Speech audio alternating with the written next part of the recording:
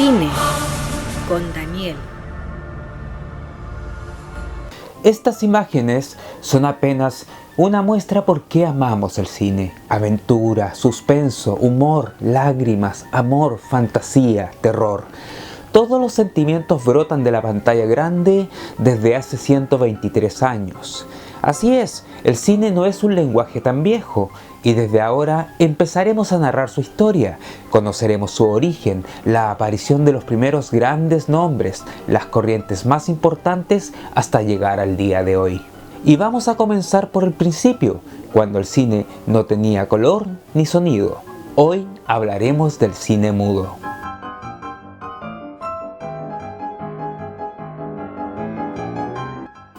La obsesión por la imagen en movimiento viene desde siempre, y con esto nos referimos a la prehistoria. Las famosas cuevas de Altamira en España, entre otras pinturas rupestres, figura el dibujo de un jabalí de 8 patas. No era un monstruo que habían inventado. El anónimo, primitivo ilustrador había recreado a la bestia en acción. Jamás imaginó que con esto se convertiría en el primer animador de toda la historia. Podríamos decir que fue un pionero del cine. Más adelante los egipcios, los griegos, los romanos también mostraron su preocupación por capturar la imagen a través de dibujos sucesivos. En Asia aparecieron las sombras chinescas, que consistían en juegos de sombras entre una superficie blanca iluminada por una luz ubicada a espaldas de la gente. A su vez, las sombras chinescas inspiraron en el siglo XVII la creación de la linterna mágica, aparato óptico que consistía en una caja que tomaba imágenes del exterior y las proyectaba en su interior para luego funcionar a la inversa. Pero la época decisiva para el surgimiento del cine fue sin duda el siglo XIX. En Gran Bretaña estaba en marcha la revolución industrial, lo que trajo un gran número de avances tecnológicos como la electricidad y la locomotora a vapor. Avances que modificaron para siempre aquella parte del mundo y luego a toda Europa, ya que estableció la producción en serie, el desarrollo del capitalismo, la migración del campo a la ciudad y la independencia económica. Las innovaciones estaban a la orden del día. Uno de los inventos fue la fotografía.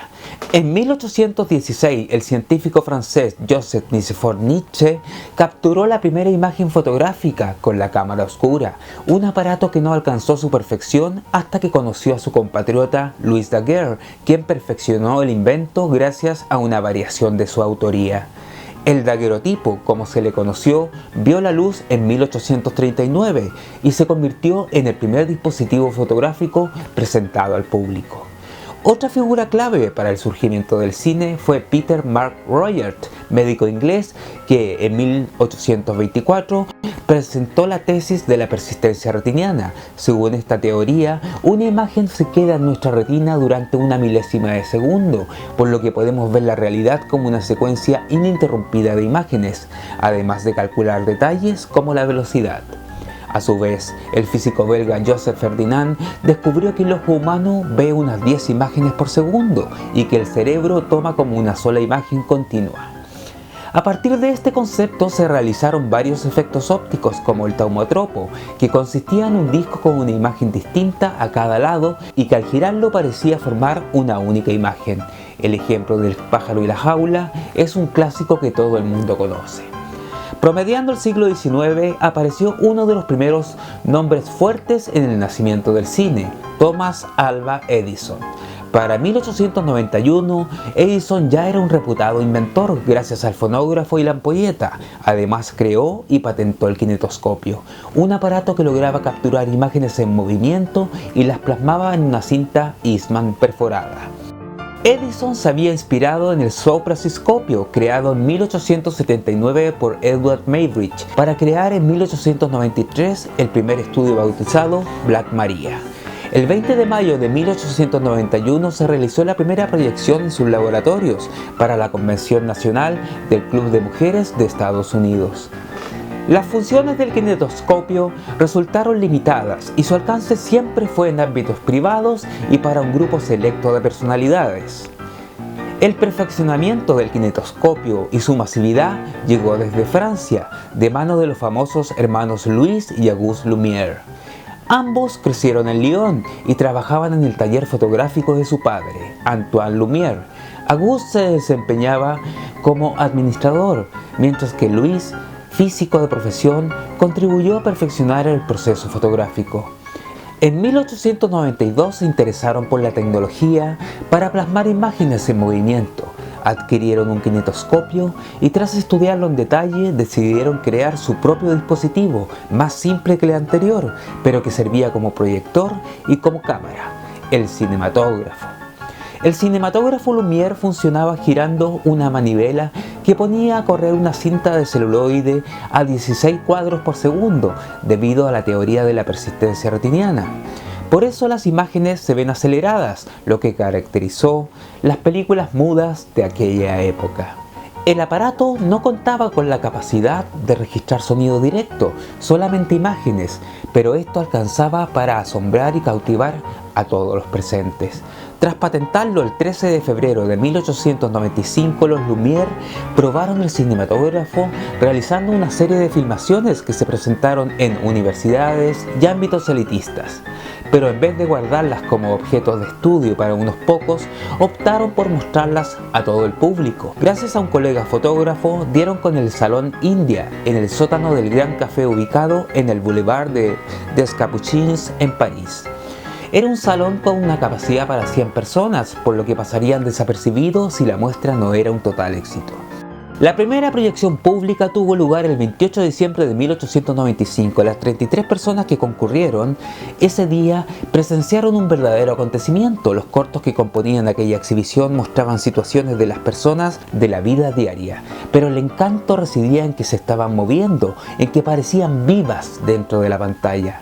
Los pocos presentes difundieron la noticia del nuevo invento y la prensa dedicó toneladas de notas y al poco tiempo se convirtió en un suceso masivo.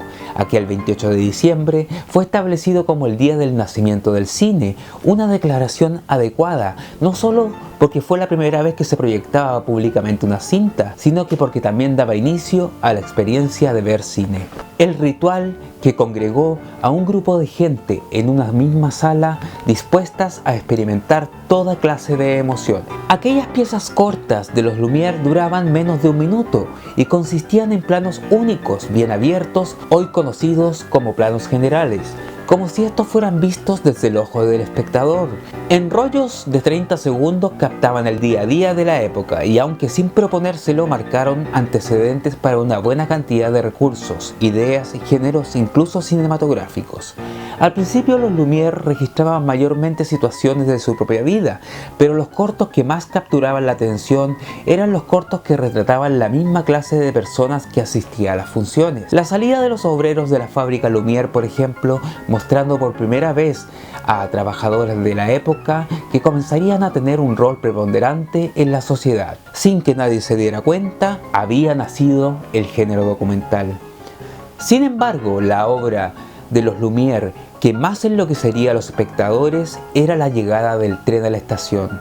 Todos gritaban al creer que la locomotora se les venía encima. Pese a su intención naturalista, fue el germen de la capacidad del cine de brindar emociones fuertes como el miedo, la adrenalina y risas.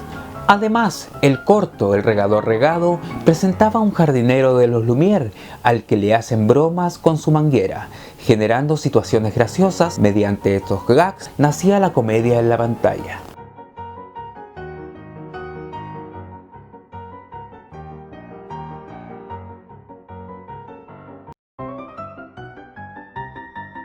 Los Lumière habían tenido la visión para crear el cinematógrafo y para mostrar su funcionamiento, pero no pensaban en el alcance de su invención. Lo veían como un medio para fines científicos, pero enseguida comprendieron su popularidad y de mano de un buen número de camarógrafos empezaron a registrar acontecimientos deportivos, sociales y políticos de otras partes del mundo. Habían creado los noticieros. News on the March.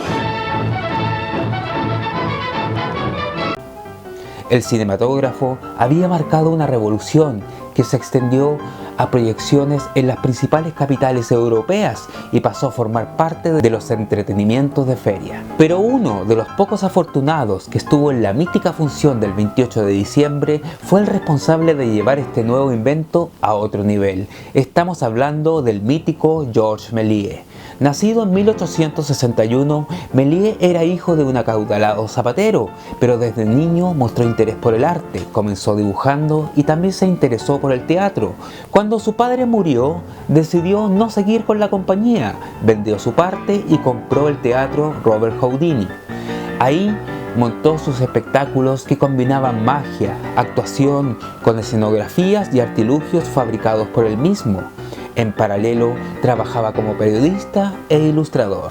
Tras quedar maravillado con aquellas primeras proyecciones, quiso adquirir un cinematógrafo que le fue negado por los Lumière, con la explicación que a la larga dejaría de ser un negocio rentable.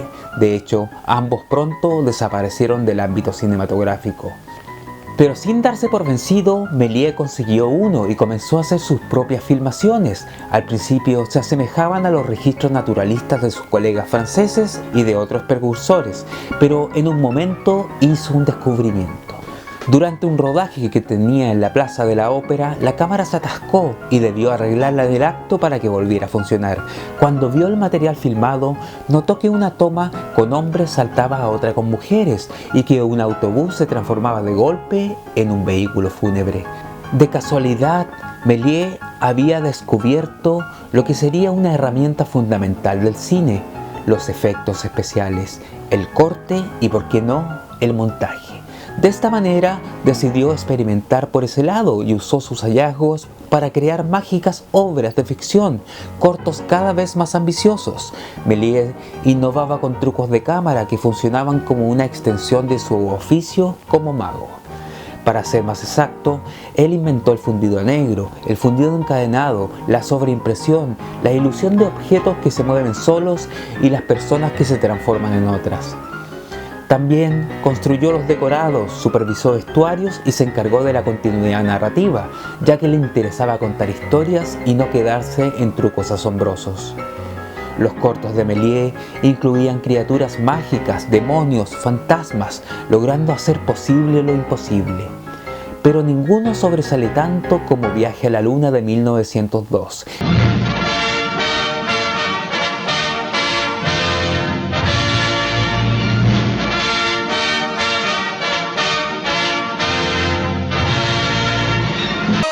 Inspirada en los libros de Julio Verne, De la Tierra a la Luna, esta epopeya con humanos que hacen contacto con los selenitas es la obra cumbre del director.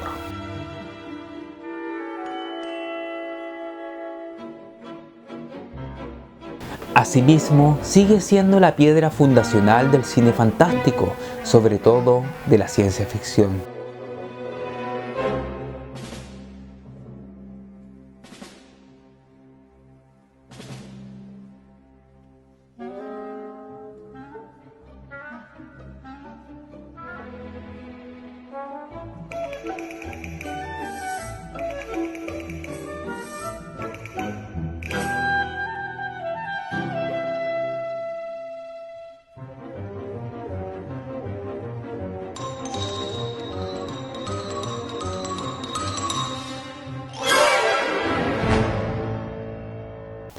Al igual que Edison, Méliès montó su propio estudio, todo vidriado para aprovechar la luz natural, y él mismo hacía de director, productor, escenógrafo y hasta revelaba los negativos, pintaba algunos fotogramas y salía a vender sus invenciones.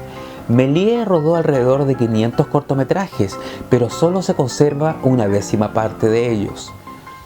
La llegada de la Primera Guerra Mundial en 1914 fue uno de los motivos por lo que su negocio quedó en la ruina. Retirado y olvidado por sus pares y el público, se dedicó a atender una juguetería en la estación de trenes de Montparnasse. Fue redescubierto en 1925 y pudo vivir sus últimos días gozando del reconocimiento y el respeto que merecía. Los hermanos Lumière, al igual que Méliès, no estaban solos en estos amaneceres del cine. También podemos nombrar a otras figuras que tuvieron su importancia y que, en más de un caso, alcanzaron la categoría de marcas. Charles Pathé, que fue el primero en tratar de sincronizar seriamente imagen y sonido, mezclando el fonógrafo y el cinematógrafo. Los resultados no fueron muy satisfactorios, pero significaron un gran paso. De todos modos, Pathé siguió vinculado al cine desde la producción, fundando una de las empresas más emblemáticas que lleva su apellido. Uno de los colaboradores artísticos de Pathé, Ferdinand Secà, al principio ejercía tareas delante y detrás de cámara, tal como lo hizo Méliès, y él también incursionó en la fantasía. Incluso innovó al filmar con tamaños de planos más cerrados, pero en 1913 abandonó las cámaras y se dedicó al área comercial de la compañía Pathé. También en Francia, Léon Gaumont inició sus actividades como vendedor de proyectores, pero se volcó a la producción, donde se convirtió en un hombre fuerte a nivel mundial. Alicia y su secretaria personal tiene el honor de haber sido la primera en haber filmado una película narrativa, El Hada de los Coles, en 1896. Desde Gran Bretaña, la escuela de Brighton, formada por un grupo de fotógrafos, hizo una serie de pruebas que serían revolucionarias a la par de Méliès. Descubrieron y desarrollaron el montaje, es decir, la acción de unir dos fragmentos de cinta para lograr la continuidad o darle otro sentido a la película. La escuela de Brighton también fue la primera en rodar una misma situación desde distintos ángulos. Entre los nuevos directores también apareció un estadounidense, Edwin Porter. Su obra maestra, Asalto y robo al tren, de 1903, tiene un valor crucial. Es la primera película de acción, el primer western, y presenta dos novedades técnicas. Es la primera en utilizar montaje paralelo, para que los espectadores pudieran ver dos acciones ocurriendo al mismo tiempo. Y el primer plano medio para mostrar de la cintura para arriba a un personaje disparando a cámara. Hoy aprendimos que el séptimo arte tiene antecedentes en la época de las cavernas, que la obsesión por capturar la imagen en movimiento fue perfeccionándose durante los siglos y que una serie de inventos como la fotografía dieron pie al cine. Edison dio el primer paso grande, los hermanos Lumière lo perfeccionaron y oficializaron, y Méliès supo sacarle el jugo a todas sus posibilidades. Hoy la mayoría de aquellos films primigenios siguen siendo restaurados y pueden ser vistos gracias a las plataformas en internet. Así terminamos el primer episodio de la historia del cine. Los espero la próxima semana en un nuevo Al Cine con Daniel. Al cine con Daniel.